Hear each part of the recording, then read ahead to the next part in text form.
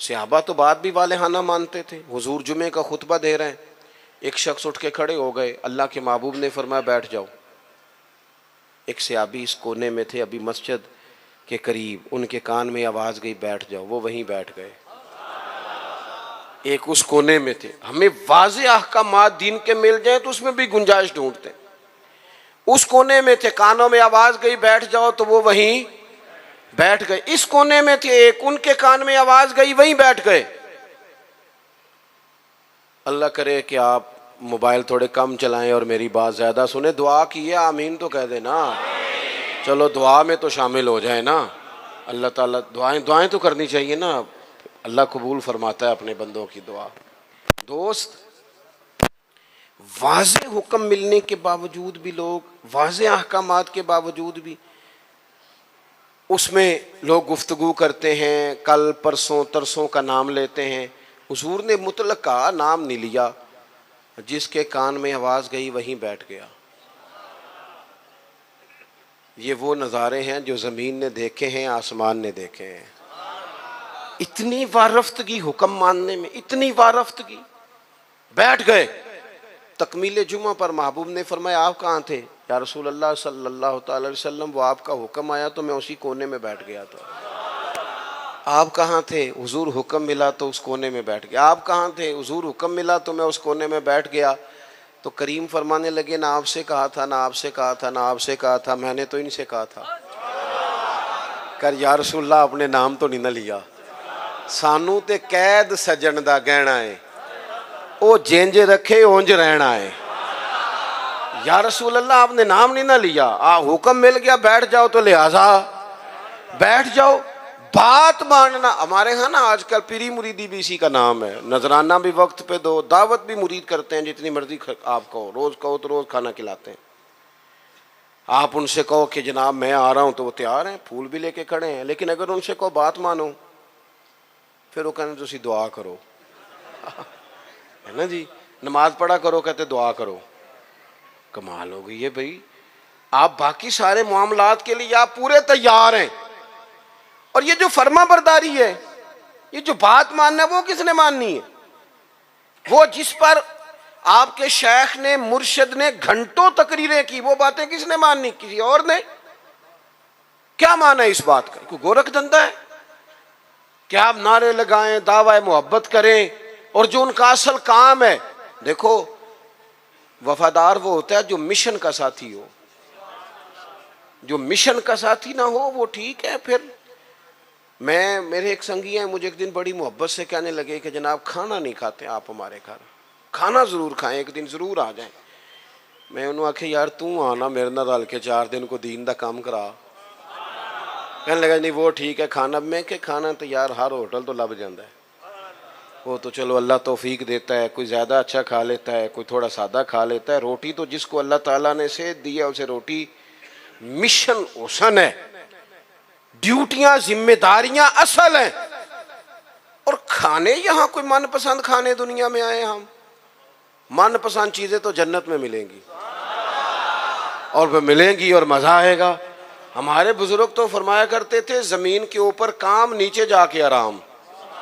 यहाँ कोई काम करें, कोई ड्यूटी करें, किसी जिम्मेदारी का इजहार करें, कोई खिदमत सर अंजाम दें, वो खास सतही चीजें, उससे बाहर निकलें, नबी करीम की बात माने वालेहाना अंदाज में। वालेहाना, हुजूर अलैहिस्सलाम ने जिस मिशन के लिए पत्थर खाए, जिस मिशन के लिए हुजूर ताइफ गए, जिस मिशन के लिए हुजूर ने हर दुश्मन को माफ कर दिया कि लोग मुसलमान हो जाएं, दीनदार हो जाएं, उम्मत उस मिशन के लिए क्या काम करती है, क्या ड्यूटी करती है? कभी दिल में तकलीफ हुई है कि आप तजर्बा कर लें, सारे लोग ईद की नमाज पढ़ने भी नहीं आते,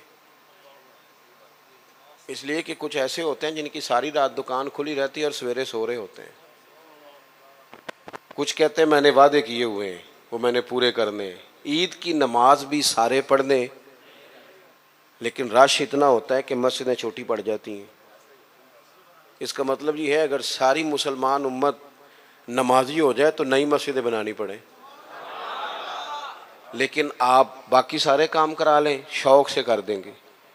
भाई सजदे का भी ज़ौक़ पैदा करो। हुजूर की फर्मा बरदारी असल है।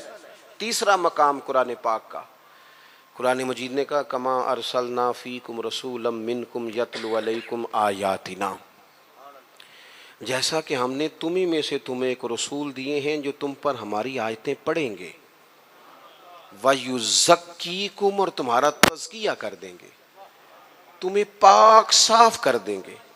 नबी पाक की तालीमात ये हैं कि तू ज़ाहिरी तौर पर भी बड़ा साफ सुथरा हो।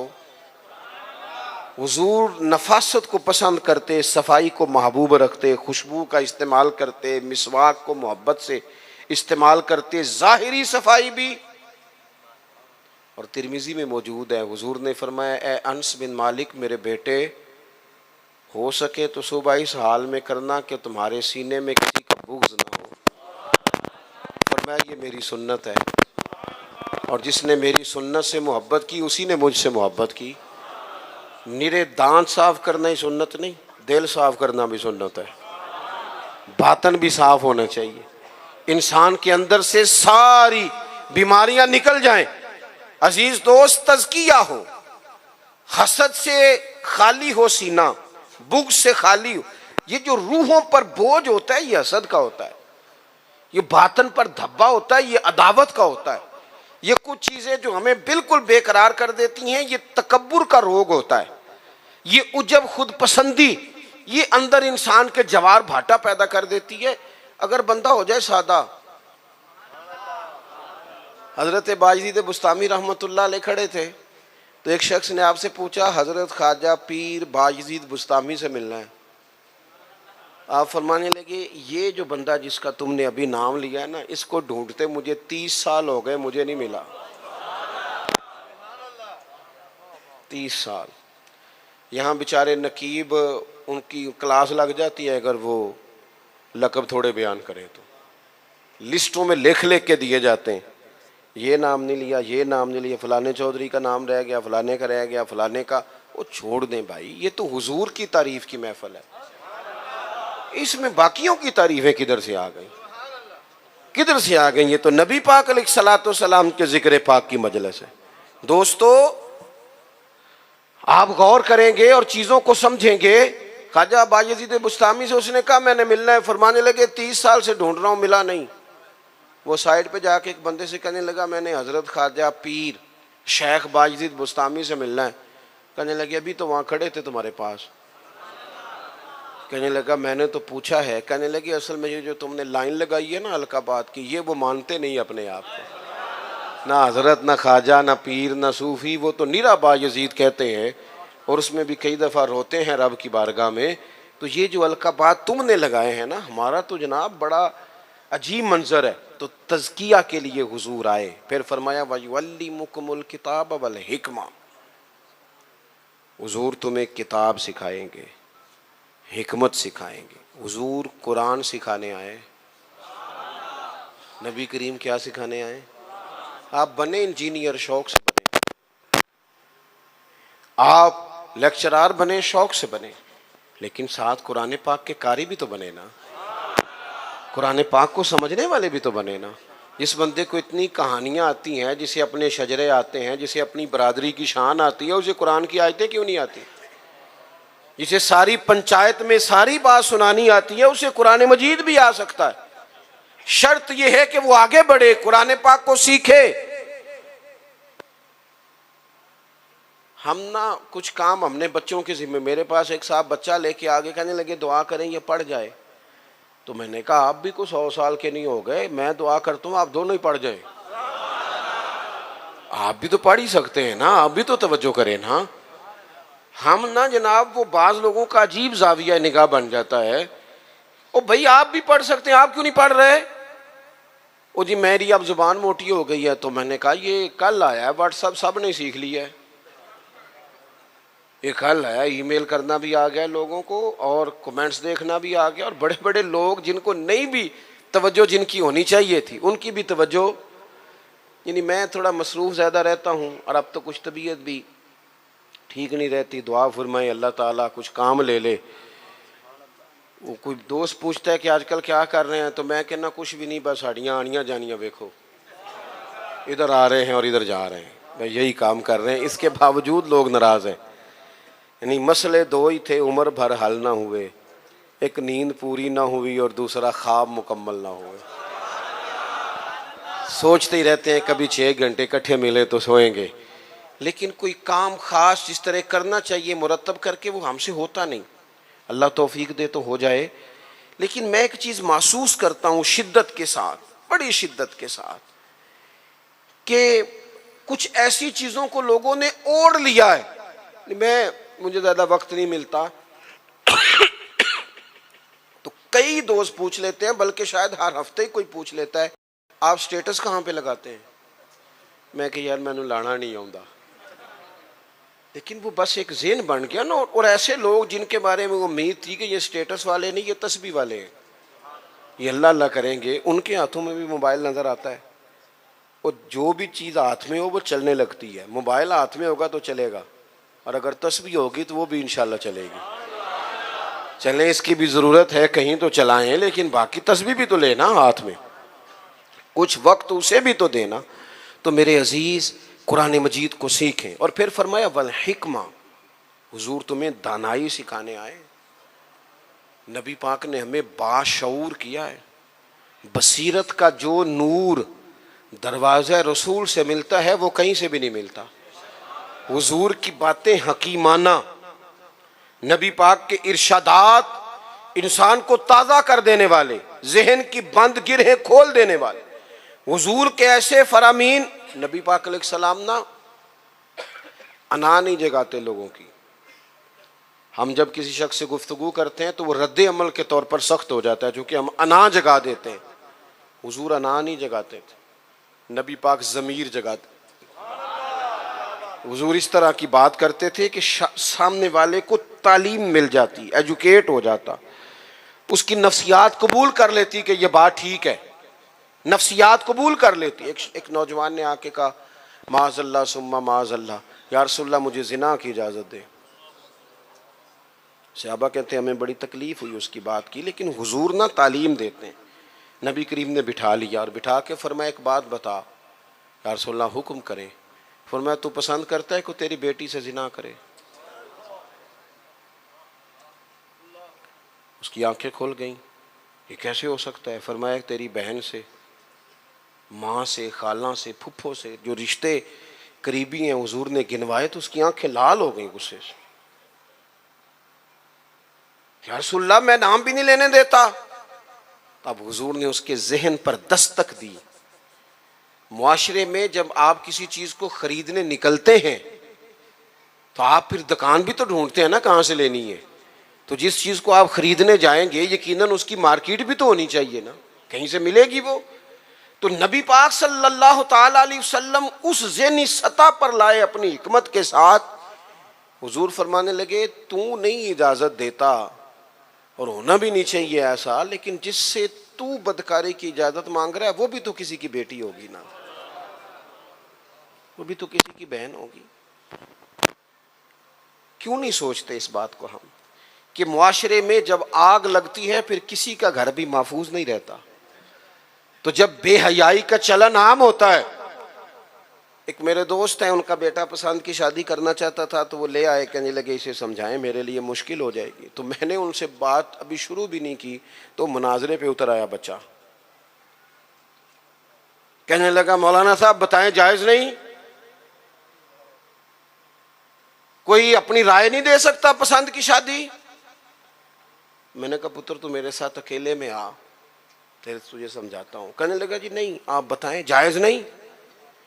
मैंने कहा बेटा तेरे लिए भी जायज़ है, जिस तरह तेरे लिए जायज़ है ना, इसी तरह ख़ानदान की अगर कोई बेटी कहे मैंने पसंद की करनी है तो उसके लिए भी जायज़ है।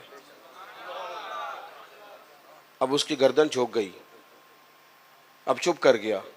मैंने कहा जो रिवाज आप घर में डाल रहे हैं इसका मतलब ये तो नहीं ना कि बेटियों को पता नहीं चल रहा आप क्या कर रहे हैं।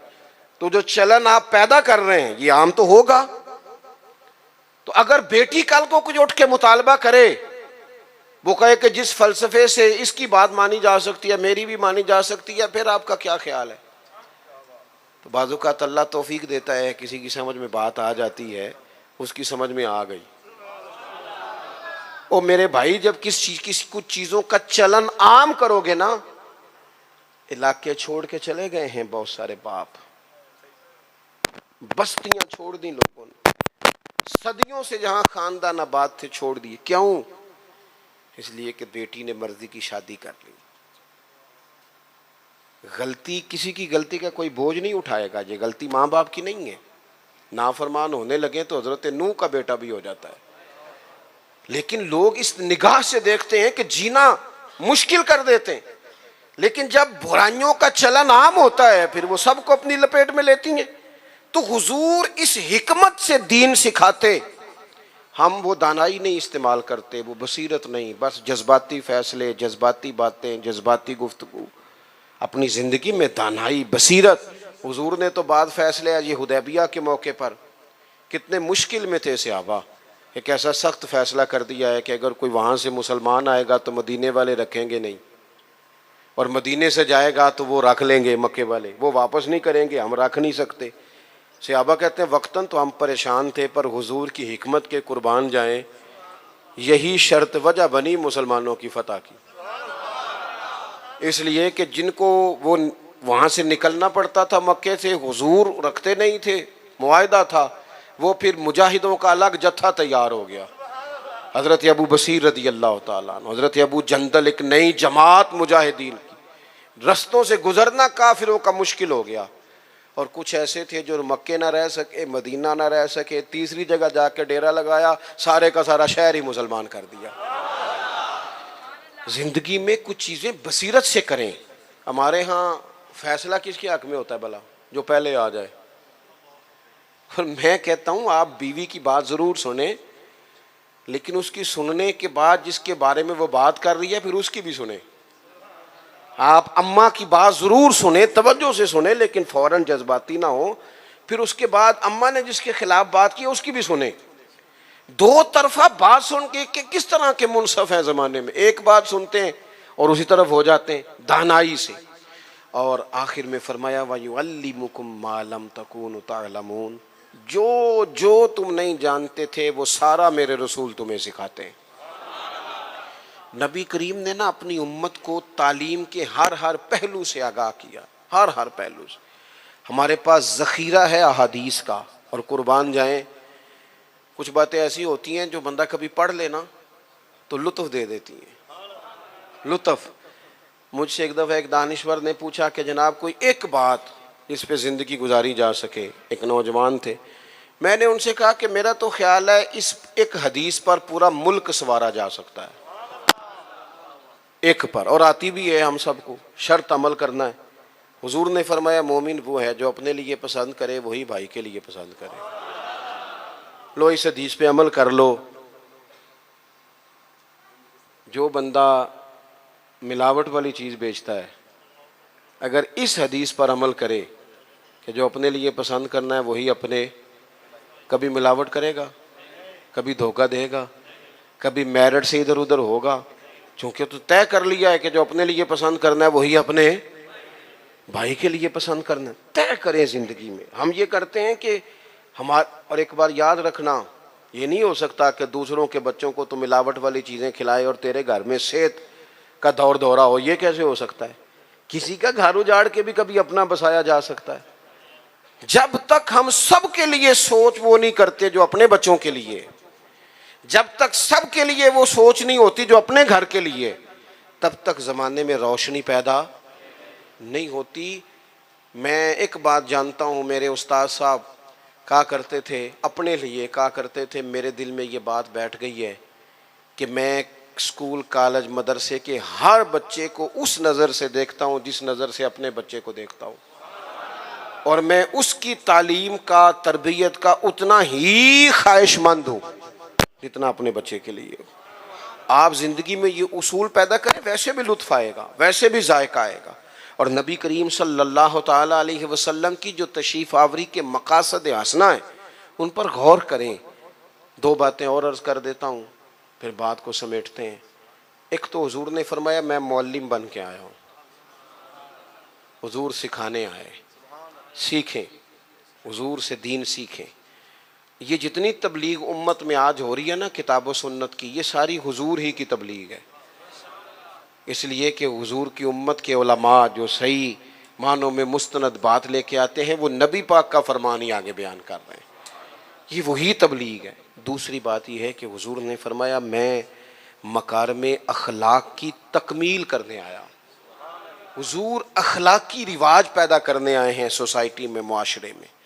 हम इतने खूबसूरत जलसे करने वाले, इतने बड़े बड़े सेमिनार करने वाले, अगर इखलाकी रवैयों से बिल्कुल खाली हों, इखलाकी रवैयों में नहीं, अगर छोटी छोटी 5-5 रुपए में भी लड़ाइयाँ हों, तो फिर हमने इतना मिलाद मनाया तो सीखा क्या?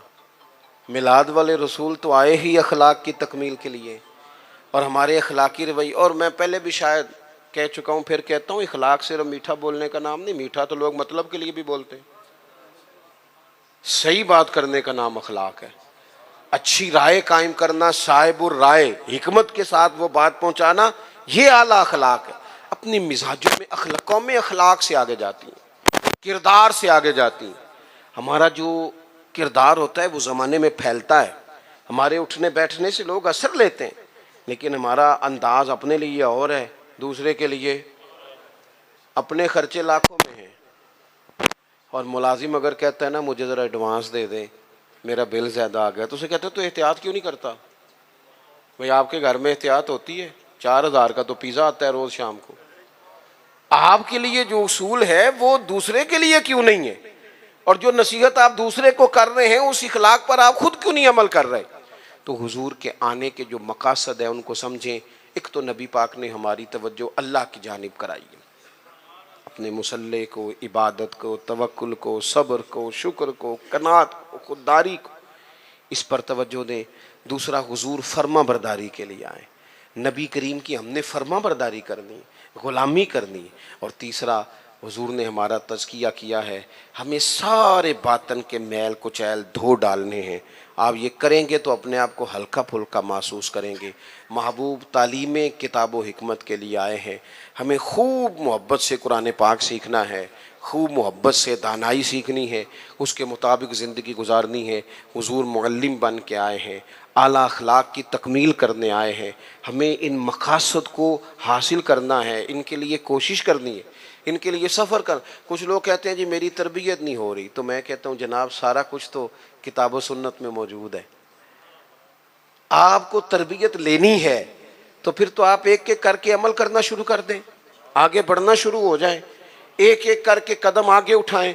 और अगर सिर्फ खूबसूरत बातों से, अच्छे जुमलों से, अच्छे अशार से सर धुनना है तो चलें, वो भी खैर की बात है, लेकिन फिर सर धुनते रहें और ये सिलसिला चलता रहे। अल्लाह ताला की बारगाह में दुआ है इतना खूबसूरत, इतना पुरवकार इज्तिमा अपनी बारगाह में कबूल फरमाए, और अल्लाह ताला इसे हमारे लिए ज़ख़ीरा आखिरत बनाए। आखिर दावा या अनिल हम्दुलिल्लाहि रब्बिल आलमीन।